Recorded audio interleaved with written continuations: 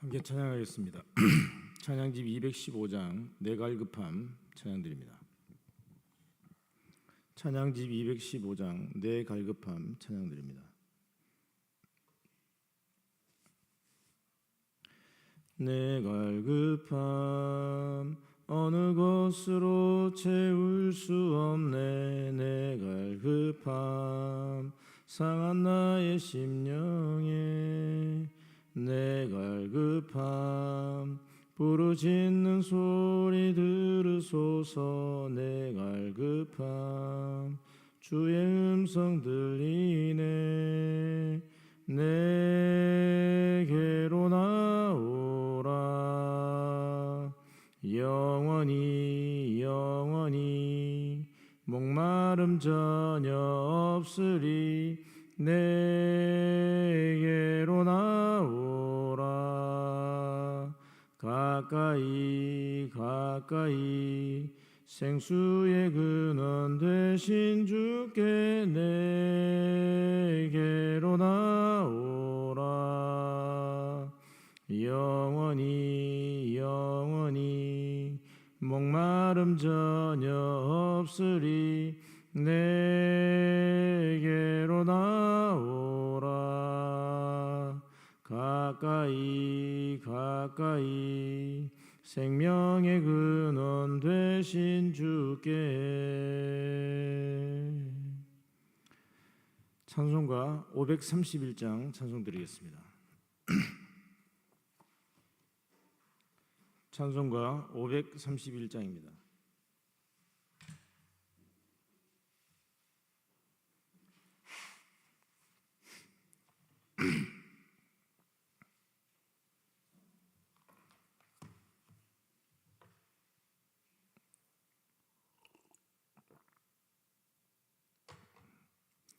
자비한 주께서 부르시네 부르시네 부르시네. 사랑의 햇빛을 왜 안 받고 점점 더 멀리 가나. 지금 오라 지금 오라. 자비한 주께로 지금 곧 나오라. 고달파지 진자 쉬라하네 쉬라하네 쉬라하네. 무거운 짐 진자 다 나오라. 주시리라. 지금 오라 지금 오라. 자비한 주께로 지금 곧 나오라. 주께서 지금도 기다리네 기다리네 기다리네. 죄짐을 가지고 다 나오라. 어서 주 앞에 오라. 지금 오라 지금 오라. 자비한 주께로 지금 곧 나오라. 주님의 소리를 들어보라.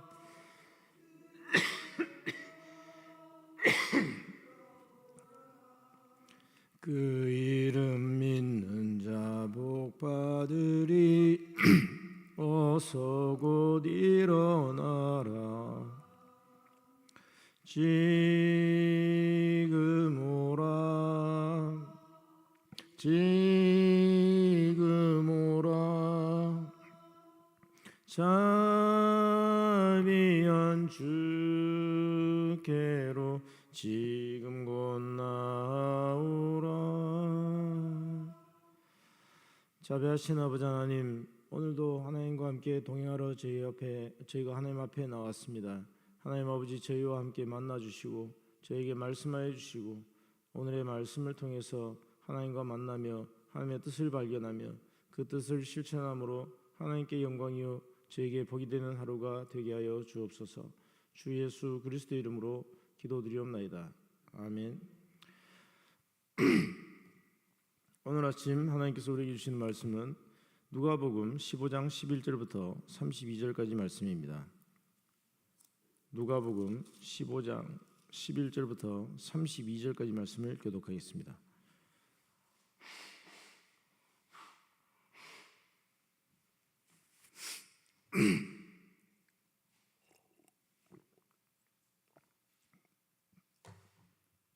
또 이르시되 어떤 사람에게 두 아들이 있는데 그 둘째가 아버지에게 말하되 아버지여 재산 중에서 내게 돌아올 분깃을 내게 주소서 하는지라. 아버지가 그 살림을 각각 나누어 주었더니 그 후 며칠이 안 되어 둘째 아들이 재물을 다 모아 가지고 먼 나라에 가 거기서 허랑방탕하여 그 재산을 낭비하더니 다 없앤 후 그 나라에 크게 흉년이 들어 그가 비로소 궁핍한지라. 가서 그 나라 백성 중 한 사람에게 붙여 사니 그가 그를 들러 보내어 돼지를 치게 하였는데 그가 돼지 먹는 쥐염 열매로 배를 채우고자 하되 주는 자가 없는지라. 이에 스스로 돌이켜 이르되 내 아버지에게는 양식이 풍족한 품꾼이 얼마나 많은가. 나는 여기서 주려 죽는구나.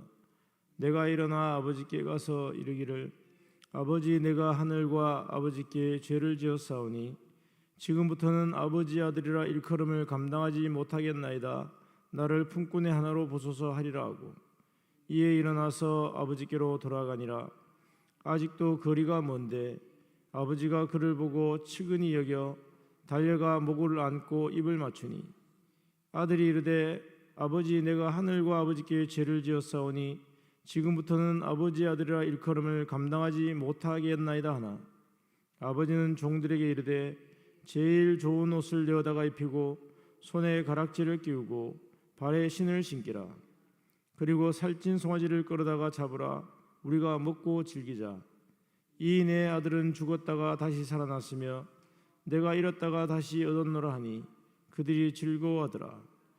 맏아들은 밭에 있다가 돌아와 집에 가까이 왔을 때 풍악과 춤추는 소리를 듣고 한 종을 불러 이 무슨 일인가 물은데 대답하되 당신의 동생이 돌아왔음에 당신의 아버지가 건강한 그를 다시 맞아 들이게 됨으로 인하여 살찐 송아지를 잡았나이다니 그가 노하여 들어가고자 하지 아니하거늘 아버지가 와서 권한대 아버지께 대답하여 이르되 내가 여러 해 아버지를 섬겨 명을 어김이었거늘 내게는 염소 새끼라도 주어 나와 내 벗으로 즐기게 하신 일이 없더니 아버지의 살림을 창녀들과 함께 삼켜버린 이 아들이 돌아오매 이를 위하여 살찐 송아지를 잡으셨나이다.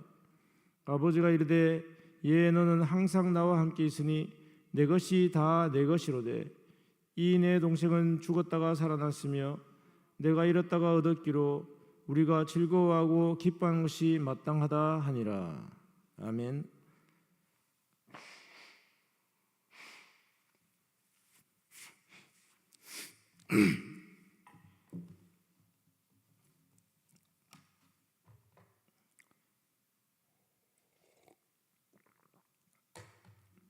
오늘 말씀은 성경 전체를 관통하는 주제 중에 하나인 탕자의 귀향이라는 말씀입니다. 헨리 나우엔 신부님이 쓴 탕자의 귀향이라는 책, 그리고 그 책의 이 모티브는 렘브란트의 탕자의 귀향이라는 그림이죠. 제가 많이 설교를 했고 여기에 대해서 할 얘기가 정말 많지만 오늘은 예수님의 가르침이라는 교육이라는 관점에서 이 탕자의 귀향을 한번 말씀을 함께 생각해 보고자 합니다.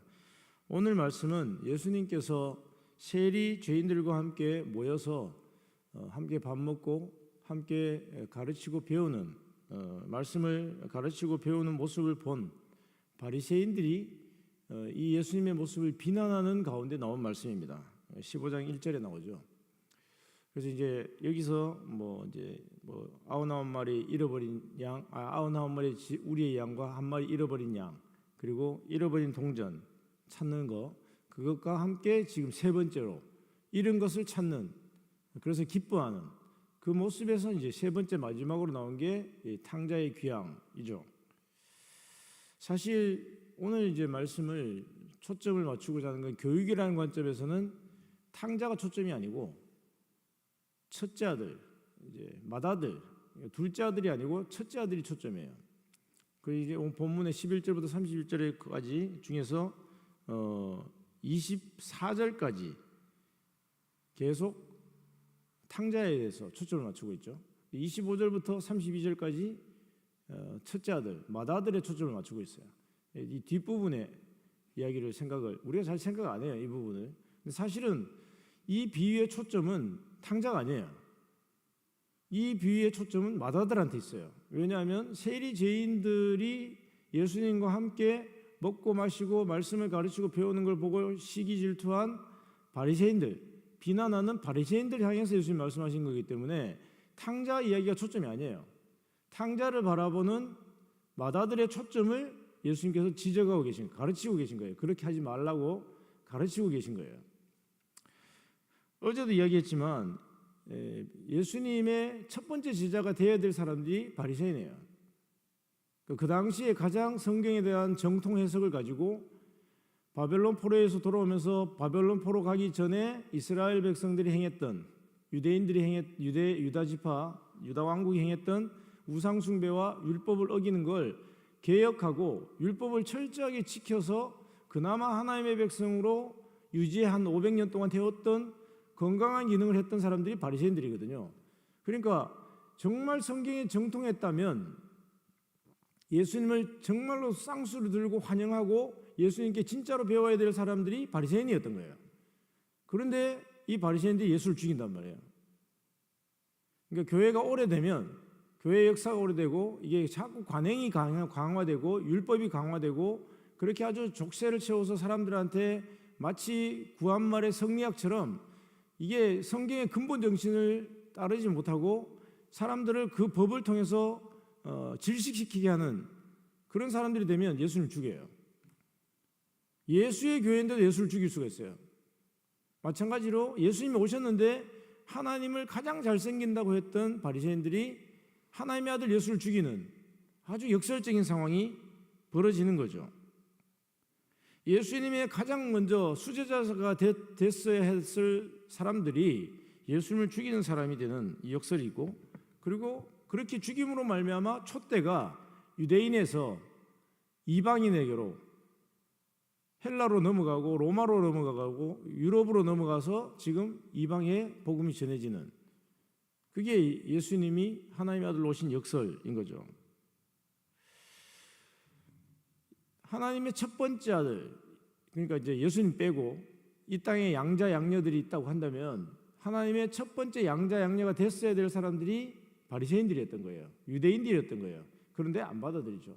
지금도 유대인들은 예수를 안 받아들여요. 예수는 유대교 이단이다. 하나님의 아들은 없다. 하나님의 백성만 있다. 하나님이 인간이 될 수가 없고 인간이 하나님이 될 수 없다라고 그들은 생각합니다. 하여튼 참 바리새인들이 그렇게 예수님을 받아들이기 힘든 거 신학적으로 이해가 갑니다. 구약에서 하나님 인간이 될 수 없다는 거예요. 신성모독이라고 죽이잖아요, 예수님을. 하나님 인간이 될 수, 인간이 하나님 될 수 없기 때문에 예수님을 죽인다는 그런 신앙적인 어떤 유대교 보수 정통의 그런 고집은 이해합니다. 그러나 하여튼 예수님이 가르치신 이야기를 쭉 계속 들어보면 그들이 갖고 있는 선민의식, 이방인을 개처럼 여기는, 심지어 유대인들이 페르시아의 식민지일 때 페르시아도 우습게 여기고 헬라의 식민지일 때 헬라도 우습게 여기고 심지어 로마도 우습게 여기는 그런 우월의식을 가지고 있단 말이에요. 지금도 아마 그럴 거예요. 유대인들이 미국 사람도 우습게 여겨요. 네타냐후가 하는 짓을 보면 미국도 우습게 여겨요. 그러니까 이 조그마한 나라 1,500만 명, 거기서 앞에 그 팔레스타인 원주민들 빼버리면 한 700~800만 명밖에 안 될 거예요. 그 작은 나라, 거의 미국에 이민 간 사람 다 합쳐도 한 2~3천만 명밖에 안 돼요. 유대인들 전체가. 그런 작은 나라의 사람들이 이 세계를 지배하고 있는 미국도 우습게 여기는 거예요. 그게 어디서 근거하고 있냐? 나는 선민이라는 거예요. 나는 선민. 나는 하나님의 택함 받은 백성이다. 너희들은 개다. 너희들은 이방인이고 너희들은 정말 하층민들이다. 영적으로. 그런 오만이 있어요. 유대인들. 그 특별히 누구한테 있냐면 유대교 정통파들한테 있어요. 제가 한 번은 경험한 거 한 번은 봤어요. 스트라스부르라고 독일하고 그 알사스 지방이라고 프랑스하고 독일이 계속 국경 전쟁했던 데고 거기에서 유대교 랍비를 한번 봤는데 그 고장고장한 자세. 근데 그건 뭐 사연이 있어 그런 거 표정이 그런 거고 성지순례 갔을 때 그 통곡의 벽 갔을 때 그 껴들어 2시간 반 동안 햇볕을 기다렸는데 하여튼 그건 참 잊지를 못해요. 야, 넌 개들이야. 우리는 마음대로 들어갈 수 있어. 쑥 끼어들어가지고 2시간 반 기다려 저의 바로 앞에 해필 제 바로 앞에 딱 서가지고 키도 엄청 커요. 저보다 한 10cm 커 보이는 한 180, 한 5, 6 정도 돼 보이는 그런 수염이 이렇게 기르고 하얀 와이셔츠에 까만 모자, 까만 양복, 까만 모자 쓰고 들어가지고 딱 쳐다보면서 야 너희들 아무것도 아니야. 정말 얼마나 뭐랄까요 자존심을 상하게 만드는지 왜 저런 생각을 가질까? 우리는 아브라함, 이삭, 야곱의 택함 받은 백성이고 그 중에도 이 사마리아인들처럼 혼혈이 되는 우상 숭배자도 아니고 율법을 어긴 자도 아니고 우리는 유대인들 중에도 정통파 유대인이다. 우리는 바리새인의 후예로서 율법을 잘 지킨다. 우리는 의인의 부활을 믿는다. 우리는 의인은 부활할 거야. 그러니 너희들은 개들이다 라고 생각하는 그런 오만이 있는 거예요. 그래서 예수님을 죽이죠. 지금도 안 받아들이고 사도 바울이 아까 어제도 이야기했지만 이 로마서 9장에서 11장에서 이 정통파 바리새인의 수제자 가말리엘의 수제자였던 바울이 부활하신 예수를 만나고 뒤집어져서 바리새파의 그 교리를 넘어선 의인은 없나니 아무도 없다. 의인의 부활은 불가능하다. 예수 십자가 부활을 통해서 부활을 가능하다. 천국을 간다라고 얘기했던 건 하나님의 아마 정말 뭘까요? 묘수예요. 참 묘수예요. 하나님의 신비예요. 그건. 하여튼 그러면서 바울이 로마서 9장에서 11장에 이야기하잖아요. 이스라엘도 언젠가 하나님이 때가 되면 구원하실 거다. 메시아닉 주라고 해서 진짜 예수님을 메시아로 믿는 유대인이 나올 거다. 지금 늘어나고 있다는데 그게 정말 아직 유의미한 숫자는 아니에요. 1% 겨우 넘길까 말까 수준. 원래 0.3%였다가 한 1% 그리고 3, 4배 올라왔죠. 하여튼 그렇다고 이야기하는데 그건 하나님의 사인을 봐야 될 거예요. 아직 안 받아들여요. 근데 그를 통해서 하나님께서 이 이스라엘이 유다 지파가 유다인들이 예수님을 거부한 것으로 하나님의 계획이 뭐냐면 2000년 동안 이방인에게 복음의 길이 열린 거예요.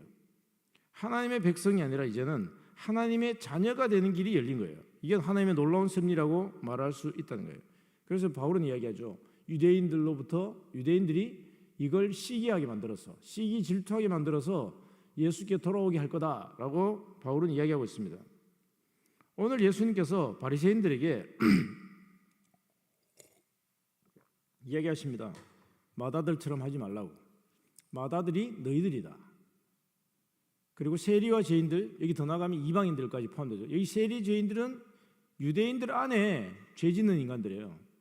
소외되고 죄 짓고 그리고 사회적으로 약자인 사람들. 왜 사회적으로 약자가 됐냐? 하나님을 잘못 섬겼으니까 약자가 됐지. 이것도 인과응보로 이야기하는 거예요. 너희들은 잘못 살았어. 율법을 어겼어. 그러니까 세리와 죄인이 됐지. 세리는 돈은 많지만 어떤 매국노 역할, 로마의 앞잡이 노릇하는 매국노가 된 거고 세리 죄인들은 나머지 뭐 창녀라든가 기타 등 사회적으로 율법을 어겨서 먹고 사는 그런 사람들이 바로 죄인들에 해당하죠.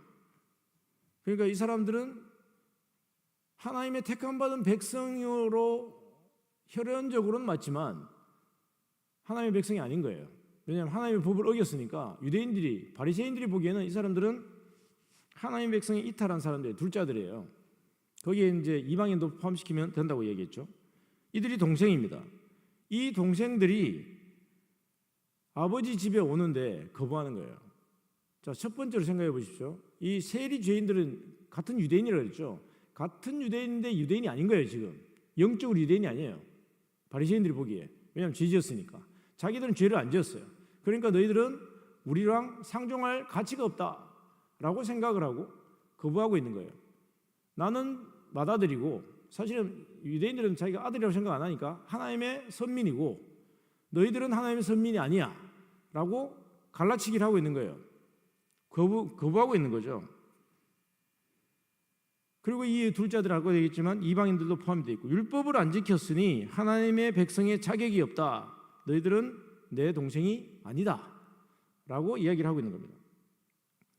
자, 이렇게 둘째 아들들이 예수님을 통해서 오신다. 예수님이 오신 것을 통해서 하나님의 자녀가 된다. 너희들도 하나님의 자녀로 들어와라 라고 지금 예수님이 이야기를 하고 계신 거예요. 여러분, 이걸 성경의 거대한 역사로 한번 보십시오. 성경을 전체적으로 볼 필요가 있어요. 여러분, 아담과 하와가 에덴 동산에 쫓겨나죠. 죄지어서 다 이방인이 된 거예요. 말하자면 지금 둘째 아들들이 된 거예요. 아담의 후손들은 전부 다 둘째 아들이에요. 근데 거기서부터 둘째 아들은 가인의 후예들이고, 첫째 아들이 그루터기로 계속 있었어요. 가인이 죽인 아벨부터 셋 해가지고 노아, 그 다음에 쭉 내려와가지고 아브라함까지. 그래서 하나님의 택한 백성이 그루터기가 아브라함의 후손, 아주 구체적으로 말하면 이삭을 거쳐서 야곱의 12아들들, 이스라엘 민족이 하나님의 택한 받은 백성이 된 거예요. 그리고 이 12지파 중에도 사실상 다 사라지고 유다만 남은 거예요. 유다만 하나님의 백성이에요. 10지파는 사마리아인으로 정말로 이 유대인들이, 바리새파 사람들이 보기에 뭐 이방인보다도 더 나쁘게 여기는, 왜냐하면 하나님의 말씀을 어기고 우상 숭배하다가 혼혈이 됐으니까 그냥 완전 특이처럼 아주 비난하는 사람이 되어버렸으니까 남은 건 유다밖에 없는 거예요. 유대인밖에 없어요. 자, 이 그루터기들 바벨론 포로에 들어와서 500년 동안 건강한 기능을 했습니다. 바리새인들이. 자, 근데 지금 이제 이 바리새인들이 이제 하나님의 때가 돼서 하나님의 자녀로 부르시는, 하나님의 자녀를 예수님을 통해서 양자 양녀를 삼으시겠다는데, 이 하나님의 첫 번째 선택받은 백성인 사람들이 자녀가 되기 싫다는 거예요. 우리는 자녀가 아니야. 우리는 백성이야. 나라의 백성이지 가정의 자녀가 되기 싫다는 거예요. 그리고 하나님은 인간이 되지 않는다. 하나님의 독생자를 통해서 우리도 하나님의 자녀가 되는 건 더 받아들일 수가 없다. 이건 신학적으로 구약의 성경으로 봐서 안 맞다라고 신성모독으로 예수님을 죽이는 거예요. 그런데 예수님은 하나님의 아들로 오셨어요. 그러니까 부딪힐 수밖에 없는 거예요. 이것도 하나님의 큰 그림입니다. 이스라엘로 시기나게 해야만 복음의 촛대가 이방으로 넘어가요. 제가 주일날 말씀 전했지만, 여러분, 이게 유럽으로 하나님의 촛대가 옮겨가고 서쪽으로 바울을 통해서 그게 계속 서진하면서 여러분 보십시오. 헬라에서, 헬라 뭡니까? 저 좀 더 올라가면 바벨론에서부터 아수르, 바벨론, 페르시아, 헬라, 알렉산더 헬라 제국, 그리고 로마에서 뭐 프랑크 왕국, 스페인, 그리고 네덜란드, 영국, 미국으로 간 거예요. 세계 중심이 촛대가 그렇게 옮겨가는 거예요. 그럴 때마다 하나님의 섭리가 있어요. 하나님 촛대를 왜 옮기시냐? 하나님을 잘 안 섬기면 하나님의 자녀인 나라도 하나님 촛대를 옮겨요. 그러면 제가 보기엔 중국으로 넘어갈 뻔했다고 저는 생각이 돼요. 진짜로. 중국 기독교인이 미국보다 더 많단 말이에요. 따지고 보면 거의 인구수로 말하면. 그런데 왜 중국은 안 그러냐? 시진핑이 선교사 추방하고 수하연막서 그것 때문에 쫓겨났잖아요. 정말 중국에서 그렇게 피 눈물을 흘리면서 하나님의 앞에 헌신해서 선교했던 분들이 그냥 근거지를 다 잃어버렸어요.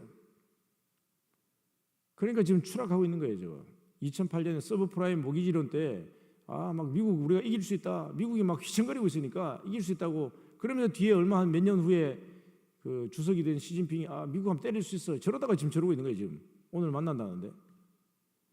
하나님은 정확합니다. 하나님은 정확해요.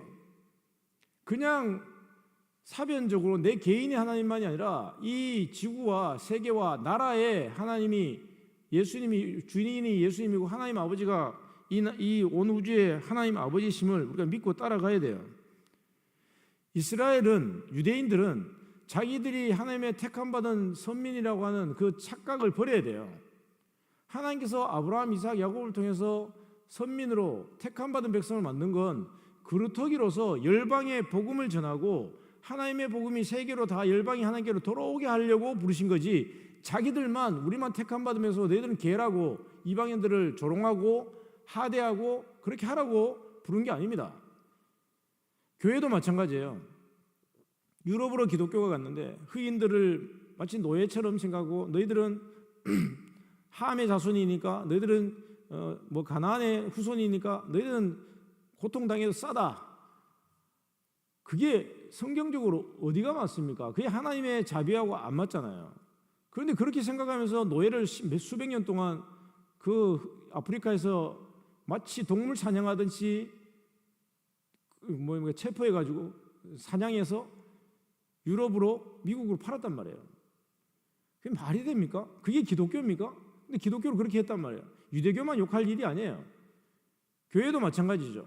예수를 따라간다 그러면서 돈의 가치나 명예나 지위나 또는 집안이나 이런 걸 갖고 딱 갈라치게 해가지고 너희들은 여기 오지 말라고, 이런 교회는 오면 안 된다고, 겉으로든 속으로든 그렇게 하는 교회, 그건 예수의 교회가 아닙니다. 미국의 교회는 오랫동안 흑인 교회하고 백인 교회 따로 있었어요. 지금도 사실 완전히 자유롭지 않더라고요. 가만히 보면 사실 그 웬만한 어디 가면 여기는 흑인 교회, 여기는 백인 교회 갈려 있어요. 한동안 우리나라에도 서울로 오면 죄송합니다만 전라도 교회, 경상도 교회 따로 있다 그래요. 목회자들은 알아요. 여기는 경상도 사람이 중심인 교회, 여기는 전라도 사람이 중심인 교회, 어떤 때는 여기는 충청도 사람이 거의 그런 교회는 거의 없습니다. 그게 예수의 교회입니까? 그게 아니죠. 둘째 아들을 받아들이지 않는 거예요. 그걸 예수님이 지적하고 계신 겁니다. 그렇게 동생들, 세리와 죄인들과 이방인들을 거부하는 사람들이 받아들 이 바리새인들이고, 원래 이 사람들을 본래 예수님의 수제자가 됐어야 될 사람들이고 이방 백성들을 먼저 쌍수를 들고 환영했어야 될 사람들인 거예요. 그러면 하나님을 진짜로 떠난 사람이 누굽니까? 겉으로 떠난 사람은 탕자였어요. 죄도 짓고 아버지의 것을 허랑방탕하게 썼어요. 탕진했어요. 하나님의 유산을 다 탕진한 거죠. 신앙을 버린 거예요. 그런데 그들은 잘못을 깨닫고 돌아왔어요. 환영을 받았어요. 아버지로부터. 그런데 집에 같이 있어요. 아주 신기한, 참 예수님의 이 비유는 좀 놀랍습니다. 여전히 하나님은 이스라엘 유대인들을 하나님의 백성을 인정하고 계세요. 이게 놀랍지 않습니까? 이 정도면 야 너희들은 내가 버릴 거야. 아버지가 버릴 것 같은데 야 내가 원하는 대로 너희들 왜 안 해? 내가 나의 맏아들이 너희인데 내가 너희들한테 이 땅에서 가장 큰 기대를 걸고 너를 키웠는데 왜 너는 둘째 동생을 받아들이지 않느냐고, 내가 너를 쳐버릴 거야. 너한테 유산 안 줄 거야. 그럴 것 같은데 그러지 않는단 말이에요. 맏아들을 인정해요. 여전히 유대인들은 하나님의 백성입니다. 그게 하나님의 놀라운 섭리예요. 그러면서 초청을 하죠. 네가 동생을 환영해야 되지 않겠니? 라고 초청하고 있는 거예요. 이게 저는 하나님의 참 자비라고 생각합니다. 여러분, 탕자의 귀향이라는 렘브란트의 그림을 보면 둘째 아들은 속옷을 입고 있어요. 여러분 한번 네이버에 검색해서 한번 보세요. 속옷을 입고 있어요. 겉옷이 없어요. 벌거벗은 거죠. 표현을 그렇게 했을 뿐이 사실상 아마 누드화로 그리고 싶었을지도 몰라요. 죄의 상태에 있는 거예요. 벌거벗은 상태에 있는 거예요. 그런데 첫째 아들은 아버지하고 똑같은 옷을 입고 있어요. 근데 아버지의 표정은 완전히 달라요. 아버지는 아들을 끌어안으면서 구부정하게 있는데 큰아들은 꼿꼿하게 서서 칼을 딱 붙잡고 아주 그냥 근엄한 근위대 병사처럼 딱 서서 동생을 쳐다보면 정죄하는 눈빛으로 보고 있습니다. 그게 바로 바리새인들의 눈빛이죠. 동생을 허락하지 않겠다. 아마 이렇게 했죠. 내 유산 더 뺏기기 싫어, 이런 거예요. 아버지가 동생한테, 제가 이야기했죠 옛날에, 100이 있으면 첫째 아들이 기본 50을 가져요. 아버지를 모셔야 되니까. 그리고 나머지 반을 갖고 n분의 1로 나눠요. 두 명이 있으니까 25%씩. 큰아들은 75%, 작은아들은 25%예요. 3배 차예요. 3배 차. 하여튼 그 25%를 갖고 다 탕진한 거예요. 그 돈도 엄청난 돈입니다. 그런데 이제 이 75% 갖고 또 나눌까 봐 싫은 거예요. 영적인 유산, 육적인 유산 모두 다 난 너한테 더 이상 주로, 이제 아버지 건 다 내 거야. 아버지 집에 같이 있고. 그렇게 동생을 받아들이지 않는 겁니다. 여러분, 그것이 유대인들의 오만입니다. 그런데 예수님은 열방에 하나님의 구원을 전하러 영적인 유산을 나눠주려고 오셨기 때문에 충돌할 수밖에 없어요. 그래서 예수님을 죽인 겁니다. 여러분, 여기서 왜 큰아들은 동생을 받아들이지 못하고 아버지는 아들을 받아들였을까? 한번 생각해 보십시오. 우리가 가야 될 길이 뭐냐? 예수 제자의 마지막 길이 뭐냐는 거예요. 하나님 아버지처럼 되는 겁니다. 하나님 아버지처럼 되는 거. 그런데 이 둘째 아들이 맏아들이 되고 맏아들이 하나님 아버지가 되는 단계가 있어요. 그게 쉽지가 않습니다. 맏아들은 하나님하고 제일 가까워요. 아까 얘기했지만 아버지하고 옷을 같이 입고 있어요. 둘째 아들은 옷이 없어요. 구원을 못 받았어요. 그래서 아버지의 자비가 필요해요. 그래서 아버지가 끌어안았죠. 너는 내 아들이라고 인정을 해줬어요. 오랜 시간을 거쳐서 이 가인의 후손들이, 이 이방인들이, 죄인들이 하나님께 오고 있어요. 하나님 아버지는 환영하고 있는데 맏아들이 환영을 안 하고 있는 거예요. 근데 그 맏아들 중에 진짜 맏아들이 있어요. 여기 이 맏아들은 가짜 맏아들이고 바리새인은 가짜 맏아들이고 진짜 맏아들이 있어요. 바로 예수님이죠. 이 예수님은 정죄하지 않습니다. 진짜 맏아들은 정죄하지 않습니다. 근데 가짜 맏아들은 정죄해요. 그래서 바리새인을 예수님이 대체하신 겁니다. 그래서 이방인들도 모두 돌아오게 하는 거예요. 하나님 아버지와 맏아들의 차이가 뭐냐? 하나님은 아버지이기 때문에 아들을 받아들여요. 부모는 자식을 안 받아들일 수가 없어요. 아무리 잘못해도 자식을 내칠 수가 없어요. 근데 형제들은 웬만하면 못 받아들입니다. 특히 자기 돈이 뺏길까 봐 어쨌든 먹여 살려야 돼요. 자기 형제니까. 그게 싫으니까 안 받아들여요. 웬만한 형제는 쉽지 않아요. 그게 형제 자매 관계와 부모 자식 관계의 차이라는 겁니다. 예수님이 어떻게 하십니까? 아들인데도, 하나님의 아들인데도 동생들을 받아들이고 계시다는 거예요. 그게 예수님과 바리새인의 차이입니다. 거기에 핵심적인 하나님 아버지의 마음이 뭐냐? 바로 환대하는 거예요. 환대. 영어로 hospitality. hospital, 병원이라는 게 환대하는 장소라는 뜻이에요. 환대. 환영하는 곳이에요. 의사들이 환영을 잘해야 돼요. 갑질하지 말고. 그리고 환자들을 막 자기들 마음대로 막 아주 기분 나쁘게 해가면서 막 진료하고 짧은 시간에 그냥 말 끊고 막 그러면 안 돼요. 세브란스 병원 가봤더니 이 알레르기 이거 고치려고 약 처방하는데 아주 만나기 좀 불편해요. 한마디로 말해서. 그냥 말 탁탁탁 하고 내가 시킨 대로 대다 예, 노, 예, 아닙니다만 말하고 말 끊어버려요. 오래 진료하기 싫으니까. 그거 보면서 야, 이게 하스피털 맞아? 환대하는 곳이 맞아? 라는 생각이 진짜 들었어요. 여러분, 환대는 사랑입니다. 사랑. 하나님의 두 가지 성품이 있어요. 사랑과 정의. 하나님은 사랑이시다. 하나님은 정의시다. 그랬어요. 정의와 사랑. 정의의 나무가 선악과예요. 사랑의 나무가 생명나무예요. 생명나무 안에서 선악과를 통제를 해야 돼요. 그러지 않으면 바리새인 됩니다. 정의의 후손들이 바리새인들이에요. 사랑의 후손들이 기독교인이에요. 예수님이 사랑의 화신이기 때문에. 예수를 믿는 사람은 사랑 안에 정의를 해야 됩니다. 정의 안에 사랑이 아닙니다. 정의가 먼저가 아니에요. 사랑이 먼저예요. 하나님으로부터 예수님을 통해서 갚을 수 없는 사랑을 받았기 때문에 내가 옳고 그름을 알지만 그거를 사랑으로 감싸 안는 거예요. 정의를 포기하라는 뜻이 아닙니다. 정의의 마지막은 공동선이에요. 마이클 샌델 교수가 정의란 무엇인가 말하듯이 공동선은 사랑을 말합니다. 정의의 끝은 사랑이라 해야 돼요. 예수님이 십자가 지실 때 바리새인들한테 지적은 하셨지만 저들을 용서하셨습니다. 그게 사랑 안의 정의라는 겁니다. 그게 하나님 아버지의 마음이에요. 여러분은 세상을 살아갈 때 안 믿는 사람을 어떤 시각으로 바라보십니까? 저 지옥 갈 인간들. 그거 아니에요. 저 사람들은 하나님의 자비를 받아야 될 사람들인데 열어되어 있구나. 저 사람들에게 사랑으로 다가가서 환대해야지. 이 얘기하고 마칠게요. 동교동 교회에서 여러분들이 새로운 교인들한테 좀 관심을 가지세요. 새로운 교인들이 동교동 교회에 적응할 수 있도록 좀 도와주세요. 그게 동교동 교회가 극복해야 될 큰 숙제입니다. 교역자들이 그걸 해야 되지만 교역자들은 주일날은 못해요. 주중에는 새로운 교인들 좀 동교육에 등록하고 싶은 사람들 전화할 수 있어요. 주일날은 교역자들이 사역을 하기 때문에 힘들어요. 특히 예배 끝나고 바로 식사라도 같이 하고 가십시오. 그게 환대하는 거예요. 그게 이방인으로 그냥 남아있을 사람을 하나님의 자녀로 바꾸는, 하나님의 가정에 들어오게 하는 전도고 사랑이에요. 그게 환대하는 겁니다.